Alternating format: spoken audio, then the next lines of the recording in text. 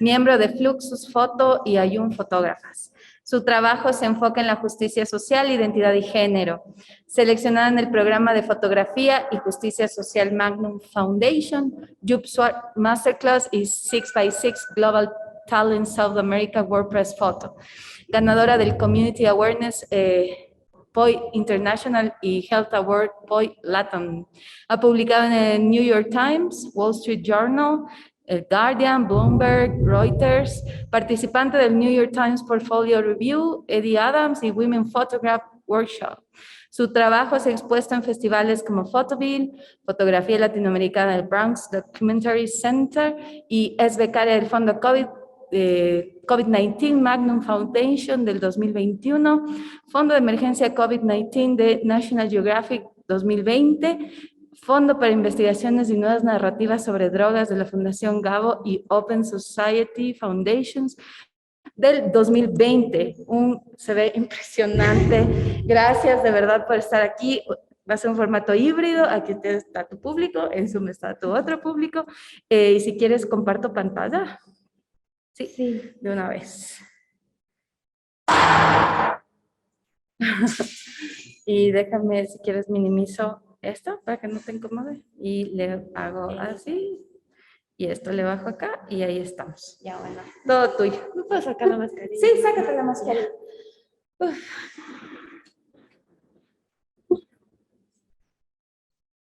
A ver, ¿cómo estorbo menos así o así? Ahí está. Ok, ahí estoy. Eso. Igual sí se ve. ¿Sí se ve? ¿Sí se ve? Ya, muy bien. Hola con todas y todos. Mi nombre es Joana Arcón. Me dicen Joyce. Y bueno, yo soy fotógrafa y storyteller. Y les voy a contar un poquito de mí y de mi trabajo.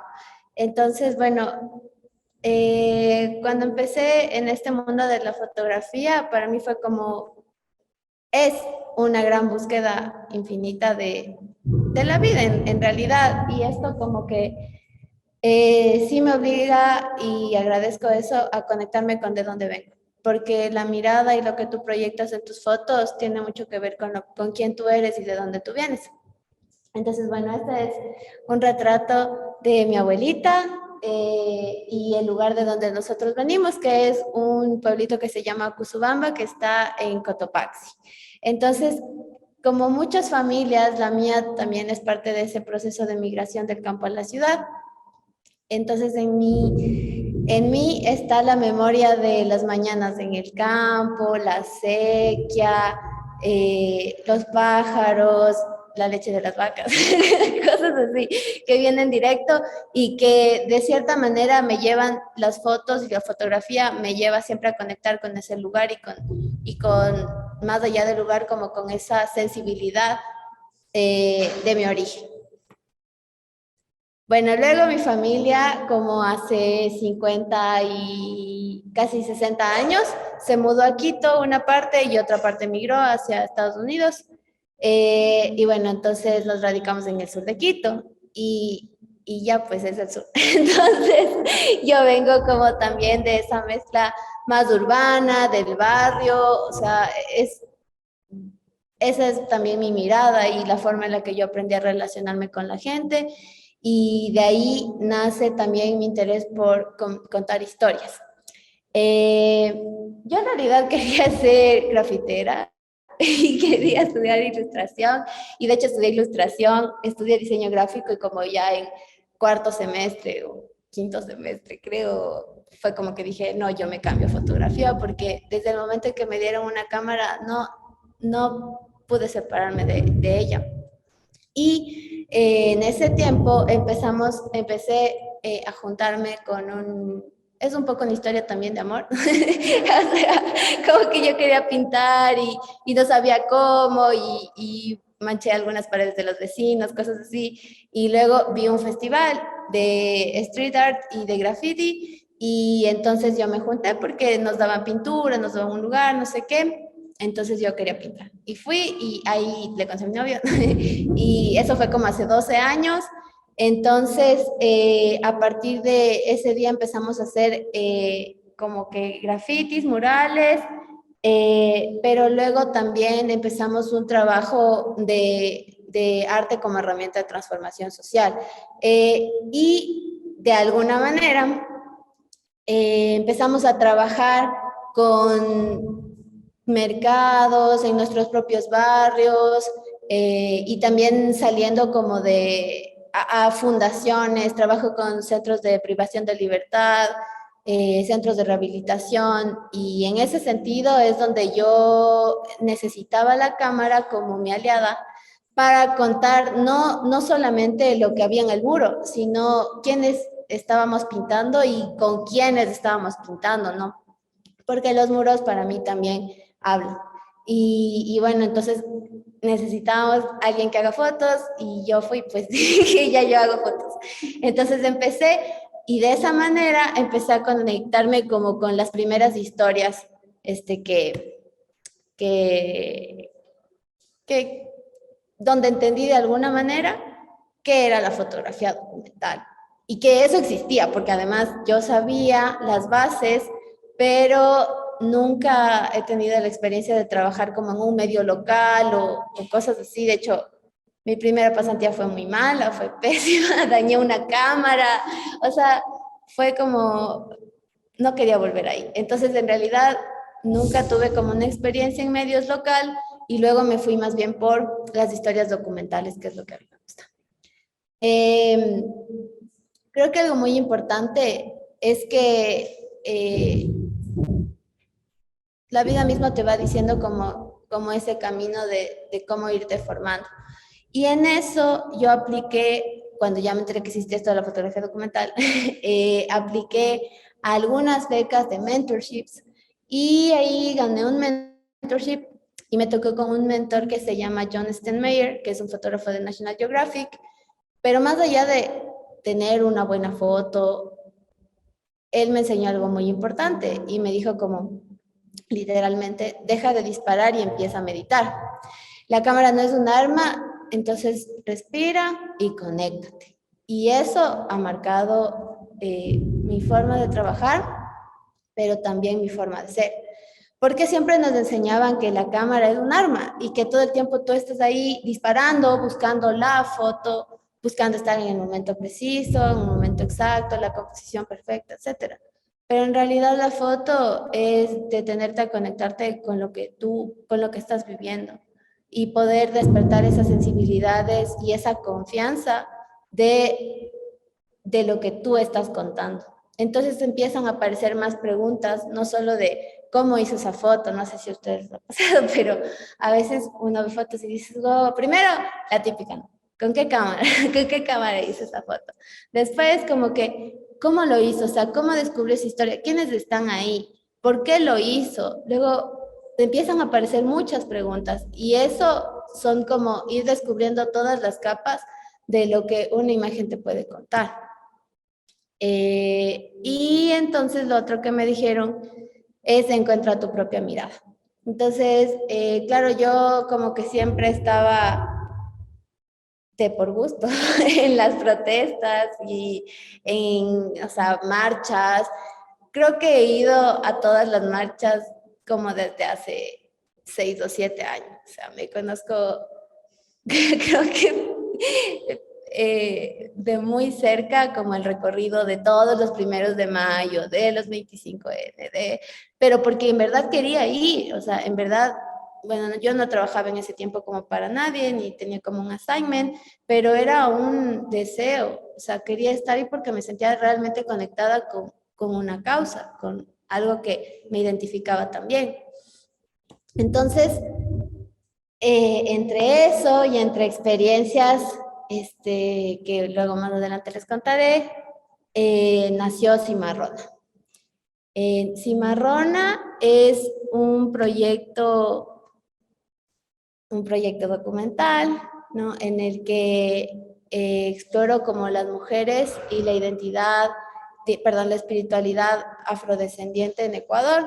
Entonces esto en realidad comenzó para mí como una, como una búsqueda ya, pero como una búsqueda de entender yo, mis raíces, como les dije, son más bien andinas, y yo quería como conectarme con alguien distinto a mí, porque hasta ese momento mis historias siempre venían de algo que me rodeaba y que era para mí muy cercano. Pero la fotografía tiene un poder muy grande y es que te conecta a todos los niveles, en todos los lugares, en todos los momentos. O sea, es tu disposición de aunque tienes miedo, aunque no te sientes segura de por dónde va la cosa, solo sigues, haces la foto y te conectas y te cuentan una historia y la otra y te presentan una persona y la otra y tú sigues avanzando y así es como avanzó esta historia. Como les decía, yo estaba como muy cercana a movimientos de hip hop, de reggae, y como que esta movida. Y en un momento estábamos como todos en un jamming y decíamos, o bueno, algunos compas como explicaban, que el hip hop es una espiritualidad y se sienten conectados con eso. Y claro, estamos como con el tambor y los beats y no sé qué, y claro, ¿de dónde viene? Entonces yo me acerqué con una amiga que le quiero un montón, se llama Carla Viteri, y entonces ella me dijo la siguiente frase, me dijo como, tú eres muy afortunada porque tú siempre has estado con tu madre, yo nunca estuve con la mía, porque a mi gente, a mi pueblo, nos desterritorializaron, nos obligaron a venir aquí, yo nunca he estado con mi mamá a África. Y la única forma que yo tengo de estar conectada con eso es a través de mi espiritualidad. Entonces ahí fue como cuando empezó eso, ese viaje y esa búsqueda de cómo las cimarronas, que son mujeres estrategas, son mujeres afrodescendientes, mujeres negras, que idearon las estrategias de liberación, no solo para ellas, sino para todo su pueblo. Y de hecho, bueno, como decía Angela Davis, dejaron un nuevo legado de feminidad, no solo para el pueblo afro, sino para todas las mujeres, porque es una feminidad fuerte, pero llena de amor. Eh, y también ellas, de hecho, abrieron los caminos de libertad en muchas luchas libertarias, en este caso en el Bicentenario, en muchas luchas libertarias, ¿no? Entonces, para mí fue la libertad, de hecho, siempre es como un planteamiento de la vida, y yo decía como cómo se expresa esta espiritualidad más allá de un sincretismo religioso que se da históricamente en el pueblo afrodescendiente, desde su llegada a Ecuador en el siglo XVI hasta su liberación de alguna manera en el siglo XIX. Entonces, ¿cómo África se mantiene viva en las mujeres? Cómo lo que nosotros vemos como una danza, como una bomba, en realidad guarda toda una historia, o sea, las trenzas donde se tejían los caminos, cómo trajeron las semillas y cómo esa es la base alimentaria y sobre todo la familia, ¿no? Cómo eso sigue de generación en generación y marcan esa lucha que primero llega el cimarronaje, digamos, como tal, hacia Esmeraldas, desde el mercado de Cartagena, luego llega también al valle, al territorio ancestral, el Valle del Chota, y luego la migración también trae acá a Quito, Guayaquil, personas afrodescendientes. Entonces yo empecé con mis amigas, porque empiezas con lo que conoces, y entonces empecé a fotografiar a las chicas que son parte de Addis Abeba, un movimiento panafricano, y ellas me presentaban como a sus mamás y sus mamás luego me llevaban a los territorios ancestrales del Valle de Esmeraldas, donde sus abuelitas, y así fue como fui descubriendo esta historia que está rodeada además de una tradición oral. Entonces las imágenes están inspiradas en la oralidad y en el cuerpo. A veces pensamos que la fotografía, o bueno, pensamos en la imagen como eso, como algo simplemente visible, que está presente, pero en realidad la imagen se construye con distintos lenguajes y para mí entre ellos es muy importante el cuerpo y la palabra, ¿no? La oralidad dibujada a través de la luz y el movimiento y el color. Entonces mis imágenes como que parten mucho de eso y yo conecto mucho también a través del retrato para poder como construir historias. Igual si quieren preguntar, me preguntan. ¿Ya? Entonces este proyecto lo llevo haciendo como por 5 años ya. Y me hizo entender muchas cosas, entre ellas que la fotografía, o cuando tú dices soy fotógrafa, la gente te imagina con una cámara haciendo clic, y en realidad eso pasa como un 10%, el 90% más es como investigación, es gestión, es escribir la historia que quieres contar, es editar y mirar y cada día despertarte y mirar tus fotos y mirar las fotos y mirar las fotos y mirar las fotos y mostrar también las fotos, mostrar a las demás personas tu trabajo para ir construyendo eso, esa historia que a veces no es tan obvia. Y eso es lo interesante, ¿no?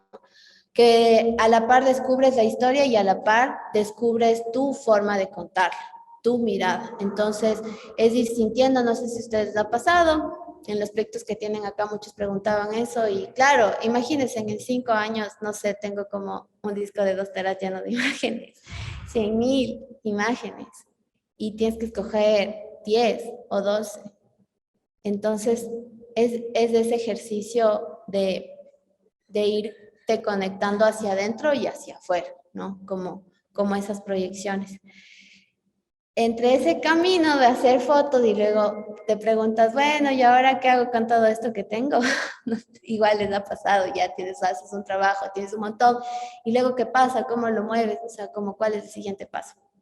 Entonces ahí apliqué al Portfolio Review de New York Times y tuve la grande oportunidad de que seleccionaron el trabajo para publicarlo. Y por primera vez se publicó en 2019 en The New York Times con el texto de David González, que es un periodista increíble, también latinoamericano, puertorriqueño, y que conectó muy bien con la historia y con lo que estaba pasando acá.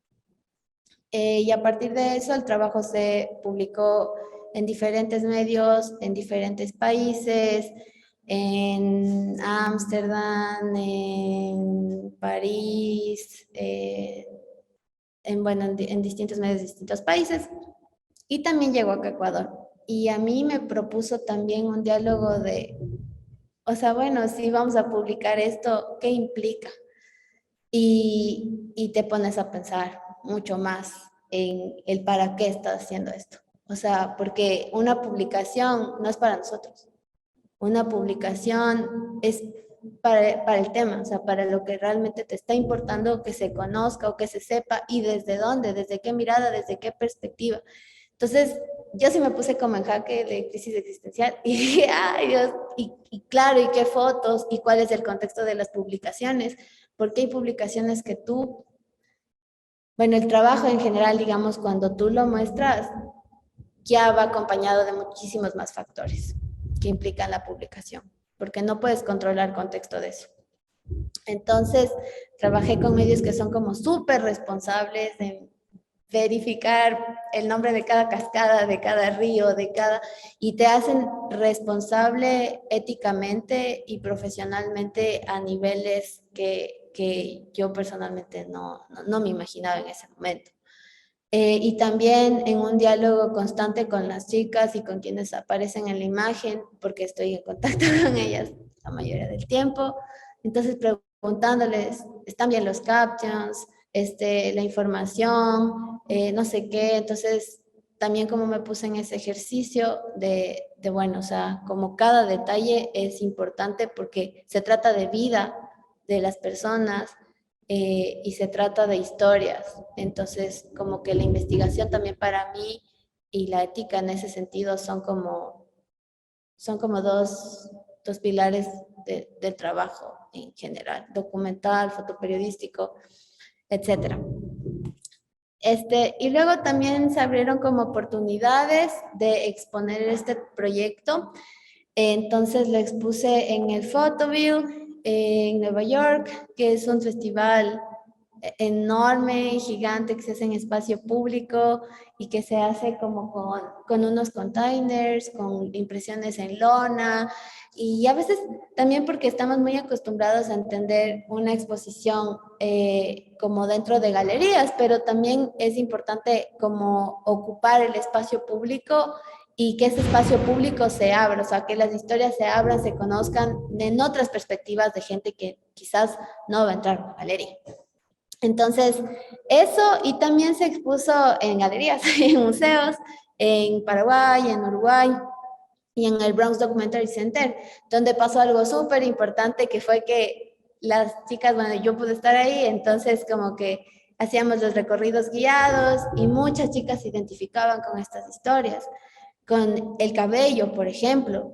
Y ahora estamos trabajando en proceso de educación sobre eso, porque, por ejemplo, muchas contaban así como, yo también he sentido así mi cabello, o sea que, por ejemplo, o historias de racismo y discriminación, porque eso pasa y es real, y ver la perspectiva desde la familia, del cimarronaje, de todos, como dicen, el camino que fueron abriendo, las piedras que fueron quitando para ahora nosotros estar en el momento en el que estamos y tener como esa libertad, ¿no?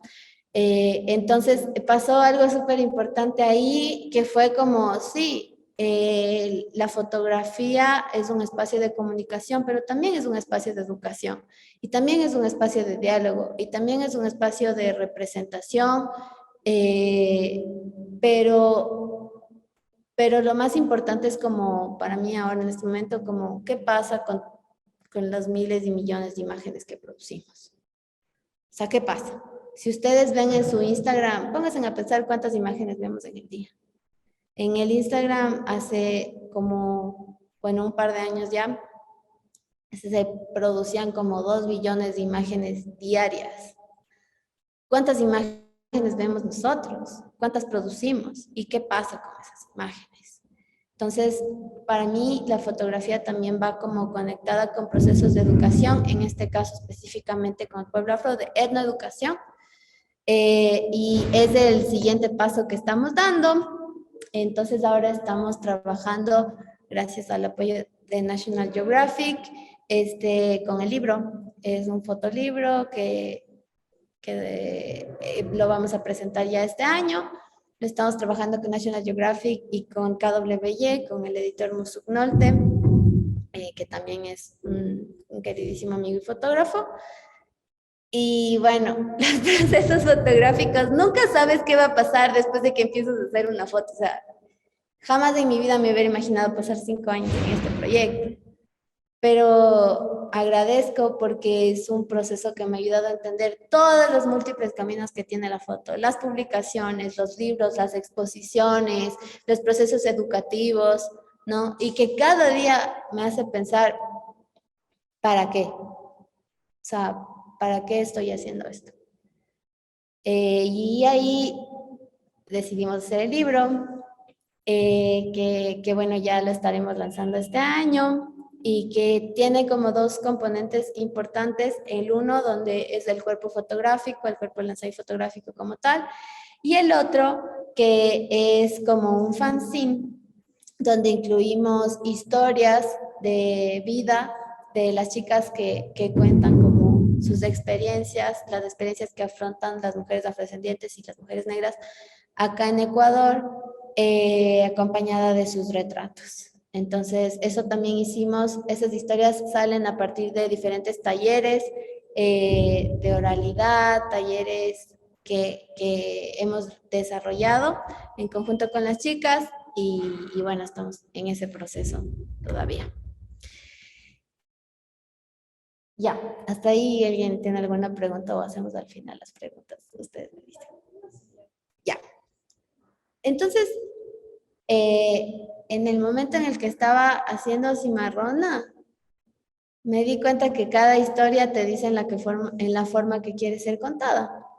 Porque a la par que yo iba haciendo esta historia, también, bueno, ya empecé como a trabajar en assignments, antes era profe, y luego ya no fui profe, ya como que salí de ese espacio y empecé como a trabajar en producir también y fui parte del JustWork Masterclass del WordPress Photo y este para mí fue como un espacio de aprendizaje así súper intenso porque además ya estábamos en la pandemia.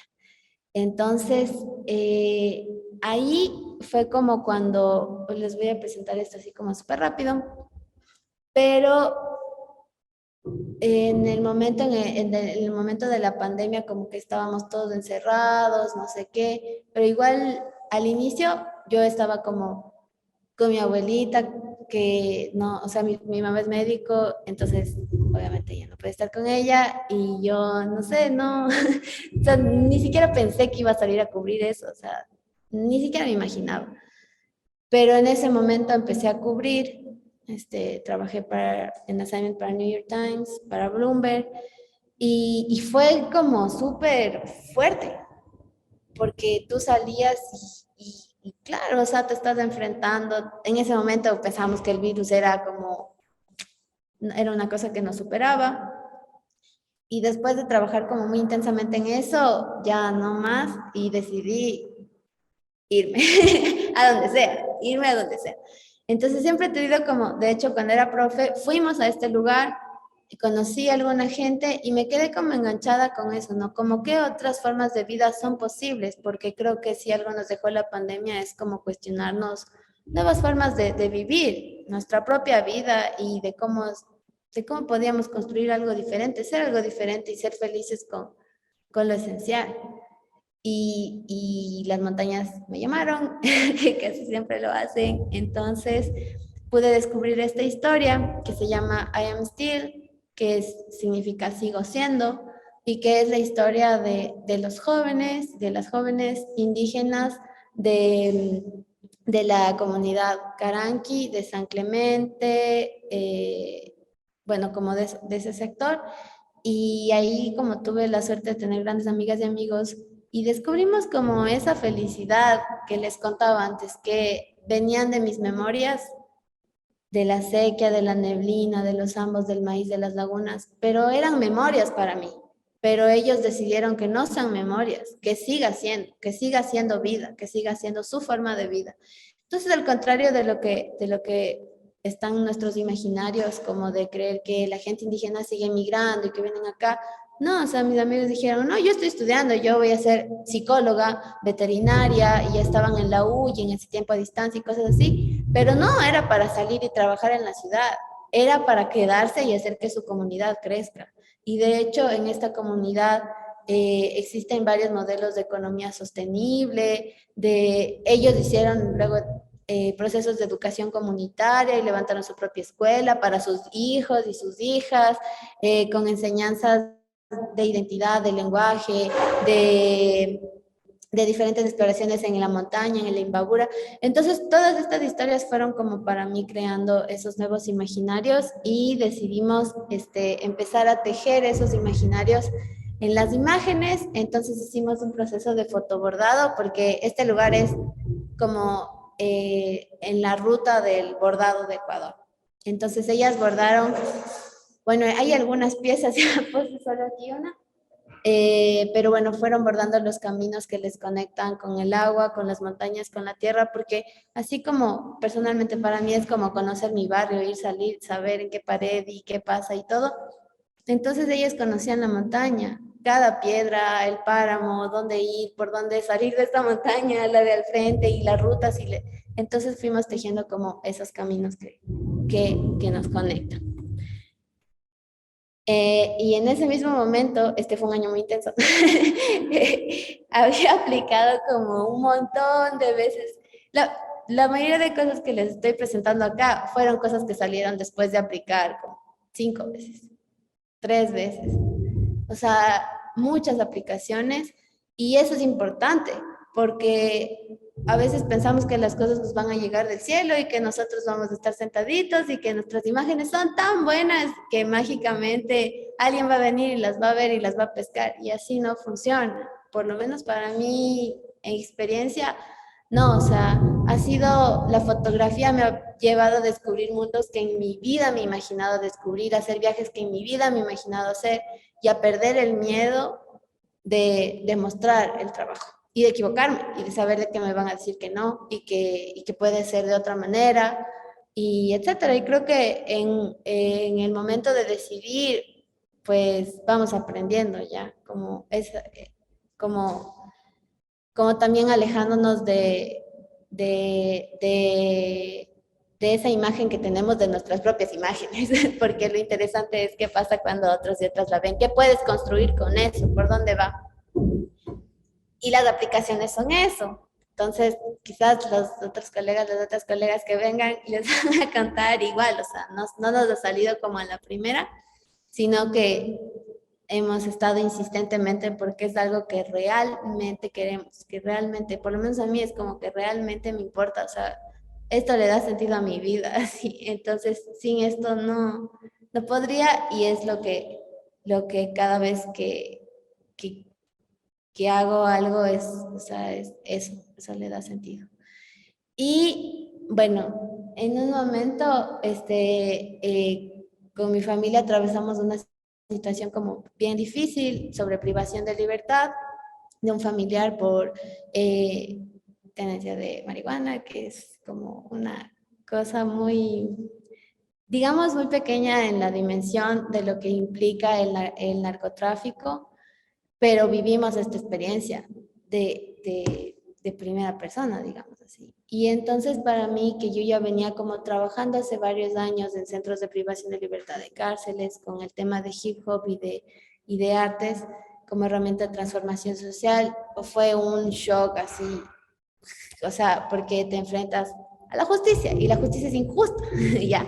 Entonces, eh, pasamos como por un montón de cosas, de corrupción, de robos, en mi familia la mayoría somos mujeres, mi tía es madre soltera y bueno, ahí fue como que todas acompañándonos también en un sistema judicial bastante machista, ¿no? Y muy poco sensible. Y ahí, en ese proceso, yo entré a dar unos talleres también porque quería saber cómo estaba mi familiar, o sea, qué estaba pasando, si estaba bien, si estaba mal, porque el sistema penitenciario es, ustedes han visto cómo es en los últimos tiempos, o sea, es como que eh, escalan unas dimensiones de violencia que son muy fuertes y tú que estás afuera y que dices, o sea, en verdad Dios mío está vivo, está muerto, o sea, ¿qué está pasando? Y no sabes. Y para mí el arte fue como también eso, además porque mi familia siempre como me había conectado con todo esto del hip hop y cosas. Y de repente en ese momento era como un boom porque no estaba solo uno, estaba un montón de mis amigos, de muchos amigos ahí, todos juntos. Y todas las que estábamos como acompañando, hermanas, la mayoría hermanas, mamás, novias, esposas, hijas, abuelitas, la mayoría mujeres, íbamos y a las visitas y que el fiscal y que a vender todo lo que podías porque la cárcel es muy, extremadamente costosa. Entonces teníamos que hacer algo y así nos fuimos conectando entre nosotras y así también organizamos para poder hacer talleres y esto adentro. Entonces adentro hicimos unos talleres súper bacanes de rap y de hip hop, hicimos una canción, unos discos, hasta tal punto que, por ejemplo, cuando queríamos entrar, los guías nos hacían cantar la canción afuera. Y nosotros así como que, por favor, o sea, era como medio, también un abuso de poder, ¿ya? Y nos tenían ahí paradas en la requisa cantando la canción. Y nosotras, pero es unas canciones que hicieron tan, o sea, que llegaron tanto, que entrábamos y en un momento en el Inca, por ejemplo, todos cantaban, entrábamos y con una guitarra y metíamos guitarras. Y les decíamos, por favor, déjenos entrar una guitarra, solo una y no va a hacer nada la guitarra. Entonces revisaban por poco les mandaban a la guitarra. Y con la guitarra y se iba uniendo gente y los músicos y esto, y todos salían de las celdas así y cantaban la canción. Entonces, como que en ese momento, igual para mí, yo no quería hacer fotos de eso. O sea, en verdad yo estaba como que en full otra cosa. Y además porque las imágenes que yo estaba viendo en ese momento allá adentro eran dolorosas. Y me obligaron a reflexionar como, bueno, o sea, ¿qué quiero ver de esto? Y al mismo tiempo me ayudaron a conectar con familias, con historias de gente que en verdad estaba en situaciones mucho peores. O sea, les estoy diciendo que conocí amigos, por ejemplo, un amigo que le queremos un montón, que descanse en paz, pero por ejemplo, él estuvo preso por robar un celular, le dieron una condena de 6 años y él vino acá a Quito, perdió todo en el terremoto de Pedernales, se robó un celular, vino con su hija y con su esposa. Y nada, la persona a la que le robó el celular, o sea, le sacó el celular del bolsillo, era familia de un fiscal, entonces como que nunca pudimos, o sea, nadie podía hacer nada. Imagínense que para una persona que estaba atravesando lo del terremoto, etcétera, su familia no podía venir nunca a verle a Quito. Nunca, o sea, solo en el pasaje entre ir y venir y la comida y dónde te quedas una noche, una visita era imposible. Entonces ahí fue cuando empecé a fotografiar. Y tuvimos como, bueno, el permiso nos costó muchísimo, pero finalmente pudimos entrar un par de veces con la cámara. Entonces lo que yo hacía era como hacer fotos adentro y luego pasar estas imágenes a sus familias afuera.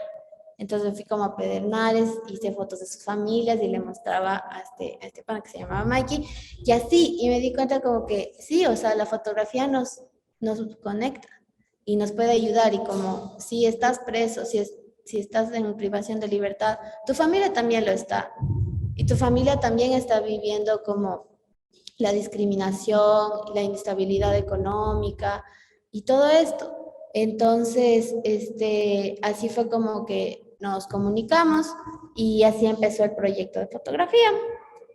Y luego yo conocí a una amiga, ya igual como nos conocíamos por muchas cosas, y ella cuando salió, justo mi familiar estaba dentro, como que me acompañó un montón, y a mí ya me empezó a importar muchísimo las historias de las mujeres por esto que estaba ya viviendo, ¿no? Entonces decía así, bueno, o sea, ¿cómo la vive una madre soltera que está presa por 14 gramos de marihuana con una sentencia de 3 años? O sea, ¿cómo vives de eso? A sabiendas de que sales y tienes que pagar $3,000 de multa, que tienes un récord policial, un récord criminal, como narcotráfico, o sea, no te ponen tenía 11 gramos de marihuana, ¿no? Te ponen que estabas traficando sustancias ilícitas.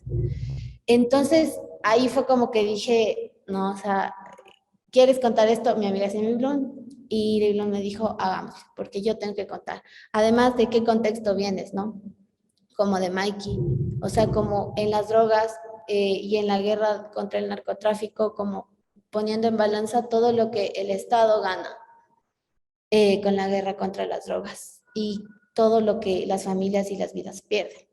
Entonces ahí empezamos a trabajar esta historia hace igual muchos años. Como que mi forma de trabajar ha sido paralela, porque también estás en un ambiente que es muy intenso, o sea, la cárcel es un ambiente muy intenso, como muy, muy fuerte, y luego salía y ya se hacía marrón y era como, y luego otra vez y así, entonces han sido procesos de varios años. Y les voy a presentar un poquito de este video, no sé si tenemos audio. No sé si se comparte la verdad, ahorita que... Ay, un segundito. Que no compartí el audio, perdón. Si no. Sí.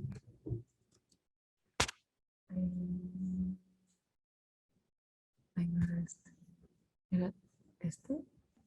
Sí. Ahí. Creo que, no sé si vale. No, sí, vale, no. No, a tú no está.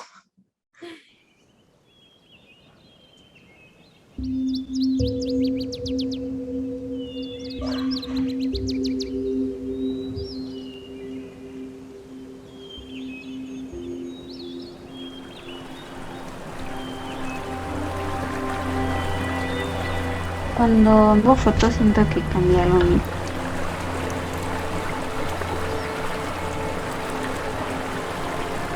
Algunas veces estoy triste y tomo fotos y ya estoy bien.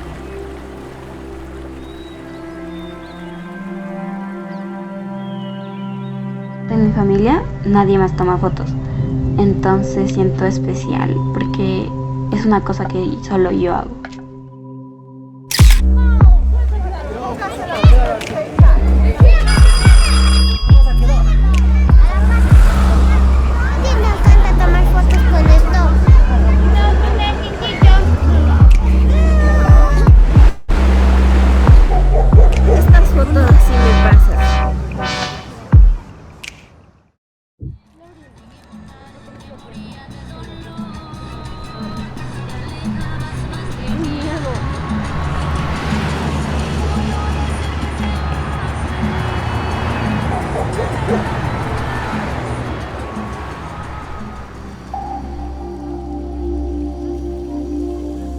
Yo estaba haciendo deberes y sonó el teléfono. Y yo contesté y me llamó mami y me dijo que le ponga rápido a mi tía. Y ella dijo que estaba en el retén con los policías. Dijo que le habían cogido.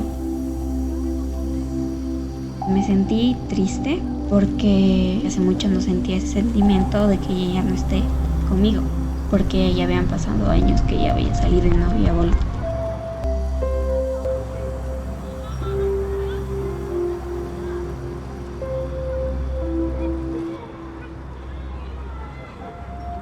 La cárcel significa como que algo que ¿no? Es como que a veces porque es necesario, pero que no debería de estar ahí.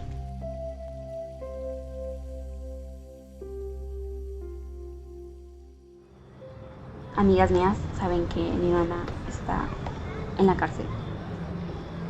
Una vez me preguntó que en dónde estaba mi mami, que por qué no vivía conmigo. Y yo le dije que si le digo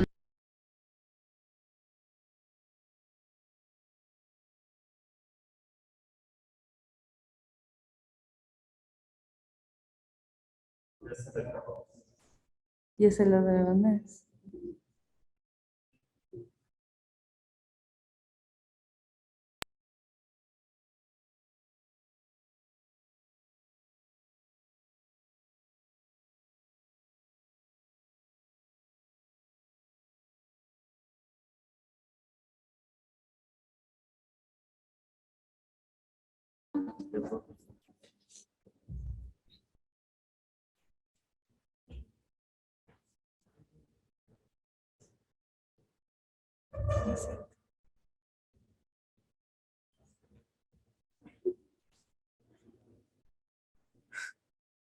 Le voy a 2 minutos 48. ¿Sí?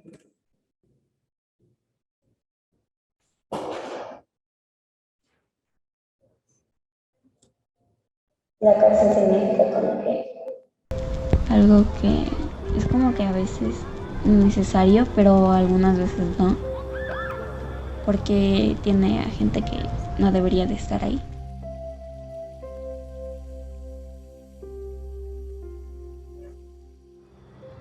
Amigas mías saben que mi mamá está en la cárcel.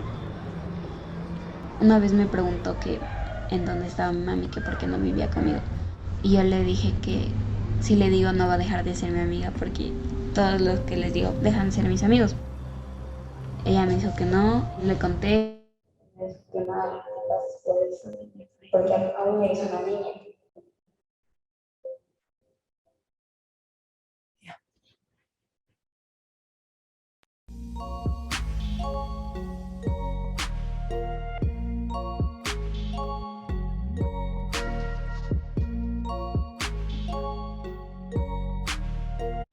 Que les digo, dejan de ser mis amigos.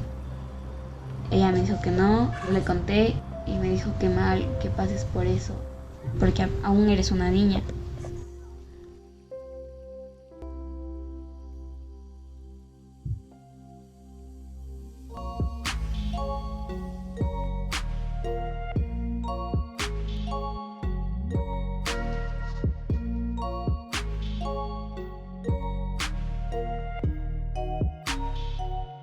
Cuando yo ya estoy en la parte de atrás y siento que llegan dos camionetas, como flash, y se bajan unos señores de negro y corrían.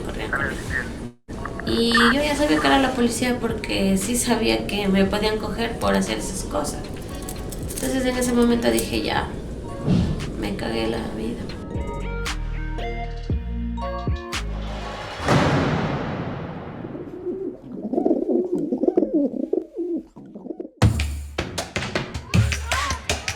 Nos encierran, nos tratan como nos dan la gana, nos impiden nuestros derechos.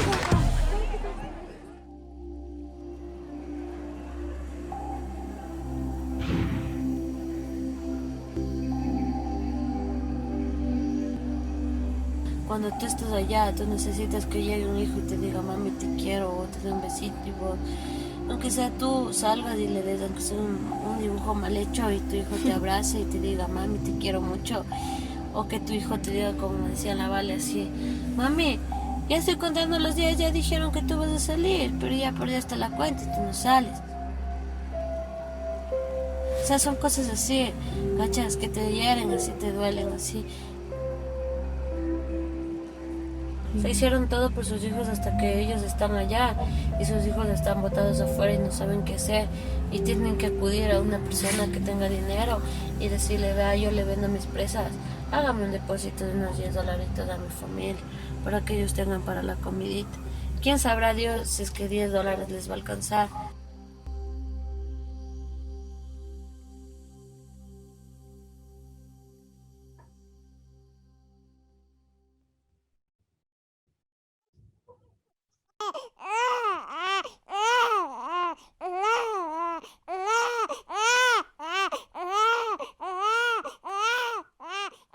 Desde chiquita siempre quise un hermano, pero no me imaginé que ahorita iba a tener un hermano cuando no está mi mami.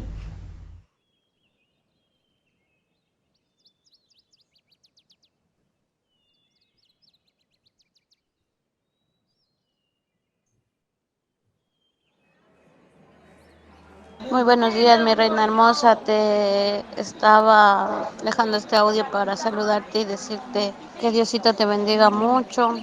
Y a pesar de todo, recuerda siempre que tú eres mi aliento de vida aquí adentro. Nunca olvides que te amo mucho, mucho, mucho.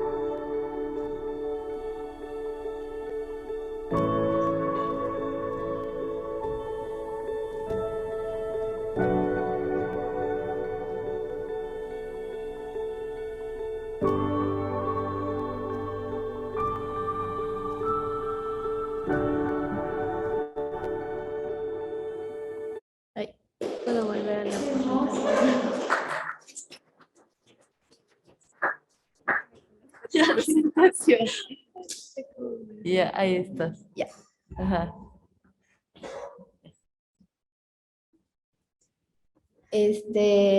Bueno, este fue como una pequeña experimentación en la cual estamos trabajando. Yo conocí a la Vale en 2016, cuando ella tenía 7 años. Ahora acaba de cumplir 12, un poquito más. Y ella quiere ser fotógrafa. Es de hecho, como se ve. Y bueno, su mamá está pasando un proceso de privación de libertad, su tercer proceso de privación de libertad, y acaba de nacer su hermanito. Entonces, esto como que nosotros con Ilun, con su mamá, como que habíamos pensado hacer esto las tres. Parte de los audios que escucharon ustedes son de su mamá y esto es parte de una canción que ella escribió para su hija. Entonces, estábamos como en ese proceso y volvió a ser detenida. Entonces, como que creamos todo esto con la Vale.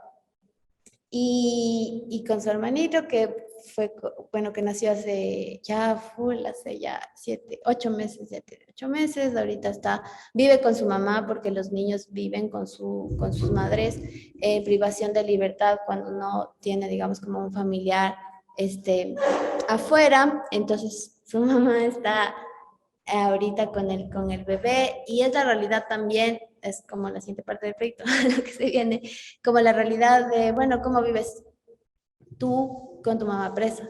Porque muchas veces lo que las imágenes como digamos más potentes o quizás hasta más mediáticas han sido imágenes de la cárcel adentro de una cárcel, pero la cárcel no está solo atrás de las rejas, la cárcel está afuera, con las familias de las personas privadas de libertad, en los barrios de sus familias, en nuestras comunidades, y me incluyo. Y ahí, digamos, evidenciamos un problema mucho más grande, que es la criminalización de la pobreza en Latinoamérica y la estigmatización de las identidades. Entonces, ¿cómo podemos, digamos, llegar a eso a partir de historias individuales? Y para mí esa es como una potente forma del storytelling, en particular de cómo haces lo individual colectivo. Porque, como les decía antes, creo que la fotografía, o para mí el poder de la fotografía en general, es que nos conecta. Y nos conecta desde que somos humanos. Independientemente de todas las particularidades, tenemos emociones, sentimos, atravesamos por dificultades. Entonces, para mí, este ejercicio con la Vale igual ha atravesado múltiples facetas, desde ir a fotografiar, como les comentaba antes, desde los workshops, desde hacer como desde adentro, y luego salir y estar en medio, y a veces la cárcel es como ese espacio que nadie quiere regresar a ver. Es como un mundo que no existe, como lo llaman nuestros compas, sí, es el cementerio de los vivos. Es literalmente eso. Pero como les digo, ese cementerio se extiende, y para mí es muy importante como esa guerra invisible ya que está sucediendo también afuera. Como Vale, por ejemplo, acá en el Ecuador, justo hace un par de días pasaron una noticia como hay incluso centros como refugios para menores de edad víctimas de la guerra de las drogas, porque esto se extiende, y en Latinoamérica principalmente, de las mujeres que están privadas de libertad en Ecuador, el 90% son madres, y alrededor del casi 80% están privadas de libertad a causa de drogas. Y de esas historias de drogas, digamos, muchas están relacionadas con violencia de género. La mayoría son madres solteras, y no es como en el caso de los hombres que hay mayor acompañamiento de parte de sus familias, de sus esposas, de sus hijas. La mayoría de mujeres se acompañan entre mujeres, incluso en el cuidado de sus hijos. Entonces, este proyecto, digamos, sí me lleva a entender como esas preguntas que les decía antes, ¿no? Y no en un sentido de victimizar, sino en un sentido de crear otras oportunidades de contar las historias desde otras perspectivas, y en este caso, Vale contó como su diario, hicimos con fotografía desechable, hicimos un workshop de fotografía análoga, con el Gato Villegas, que es un pro. Yo no tengo idea de fotografía análoga en mi vida, he hecho, pero aprendimos juntas con la Vale, entonces es también como ese proceso de que la imagen puede ser construida y deconstruida desde todos y desde todas. Entonces es también como buscar esa diversidad, ¿ya? Y como decían, o sea, la democratización de la fotografía también es eso. No solo es que todos tenemos un celular y todos podemos hacer fotos, sino es que, ¿qué está haciendo con eso? ¿Qué está haciendo? Ya, entonces, la fotografía, para mí, como les decía antes, es un espacio de educación, como el ejercicio que hicimos con Vale. Hay una cosa que, bueno, si me preguntan les cuento. Una cosa que para mí es muy importante, como les digo, es la educación. Entonces, hemos como tenido como la suerte, en verdad, de poder colaborar con algunos procesos de educación en diferentes comunidades, de cómo conseguir las cámaras, de cómo enseñarle fotografía, no desde la parte solo técnica, sino desde el narrar, desde decir algo, desde saber qué quieres decir. Cada uno aquí tiene una historia y su historia es importante. Y la historia de las personas con las que trabajamos es importante. Entonces, para nosotros también la educación es como fundamental en todos los niveles, ¿ya? Y también creo mucho en el trabajo colectivo y en el trabajo colaborativo. Entonces hay un Fotógrafas, que es un colectivo que formamos 8 amigas fotógrafas de diferentes partes del mundo, pero estamos unidas como por Latinoamérica. Síganos en redes sociales para que se enteren nuestro trabajo. Y también soy parte de Fluxus Foto, que justo acá está la Carito, que ya les va a dar su charla. Y bueno, con Fluxus Foto también tenemos como varios proyectos, de hecho, un laboratorio de creación y de educación de fotografía documental que lo hemos realizado en diferentes comunidades. Y es eso, ¿no? Como entender la fotografía, como les decía, como algo transformador. No sé qué ustedes sienten cuando tienen la cámara, pero la fotografía es un poder. Y digamos, parte de ese poder es como compartirlo. También siempre nos han dicho que la fotografía es algo donde estamos solos, que la fotografía es como una profesión solitaria. Y para mí ha sido como todo lo contrario, o sea, es como algo donde siempre estoy en contacto con la gente, donde siempre estoy conectado, donde siempre estoy hablando, aunque al mismo tiempo de ser un ejercicio, como les decía antes, de meditar, de respirar, de conectarte, de sentir, de saber, de estar horas viendo imágenes, leyendo, escribiendo y escribiendo y escribiendo hasta saber qué quieres decir con todo esto, cómo, y pensar en muchas cosas. Siempre estás acompañada, ¿sí? Porque hay dudas que no sabemos cómo resolverlas. Cuando estás en un assignment, estás acompañado de tus editores y también de tus colegas. Hay situaciones que son complejas, o sea, que te trascienden de múltiples maneras, o sea, desde las formas profesionales, desde las formas humanas, y tienes un millón de dudas, todo el tiempo tienes un millón de dudas, y están tus colegas ahí. Por ejemplo, cuando fue el aluvión. O sea, tú tienes que ir a hacer ese trabajo porque quieres. Pero igual es un riesgo. O el COVID. Entonces es como que con fluxos así, ya vas a ir, sí, vamos, ya cómo identificamos esto, que en el paro, o sea, ¿qué pasa si le pasa a uno de nosotros algo? Entonces, como todo el tiempo estás acompañado, siempre estás acompañado de gente, estás hablando y tal. Y también estamos creando comunidades, porque como les decía antes, venimos de diferentes lugares y cuando tú creas estos espacios de comunidades es como que así, el universo se expande literalmente. te encuentras con gente que sabe tantas cosas, que puede experimentar imágenes, que puede crear, que te dice que no solo es foto fija, que no solo es foto análoga, que hagas video, que hagas no sé qué.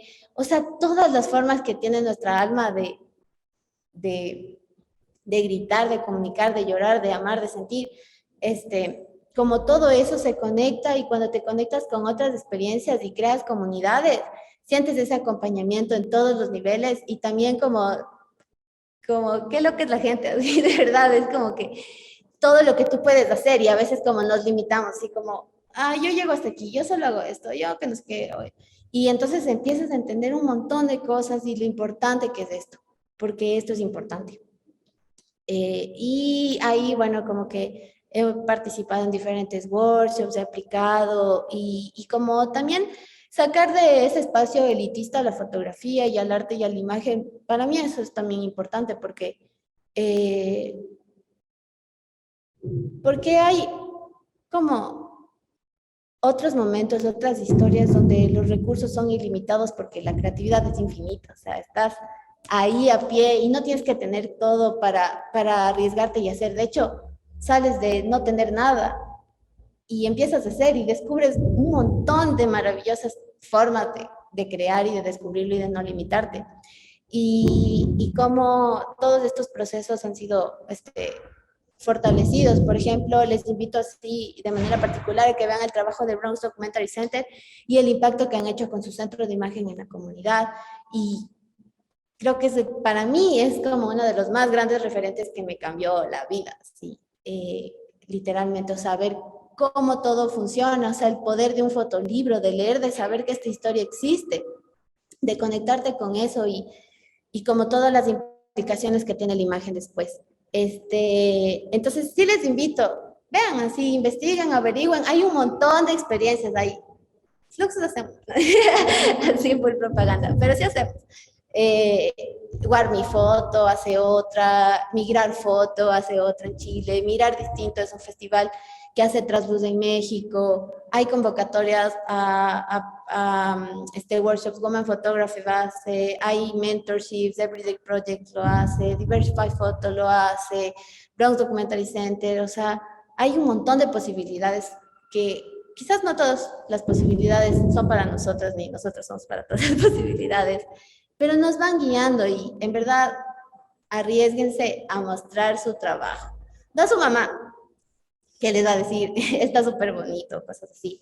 La mía no dice eso porque no le gusta, pero muestren su trabajo a conciencia de para qué, o sea, de qué quieren hacer con eso, en realidad, y de cómo se están organizando. O sea, ¿qué es lo que quieren? ¿Por qué están aquí sentados escuchando? ¿Por qué han venido hoy? ¿Por qué vienen a las clases de la Brenda? ¿Por qué? O sea, ¿qué es lo que ustedes quieren lograr y qué están haciendo para lograrlo? No solo para ustedes, sino como en general. Y bueno, también como que en ese camino, ay, no sé por qué se cortó esa foto. Bueno, ya. También como no estamos solos, y también estamos acompañados por lo que somos, por lo que sentimos y por de dónde venimos.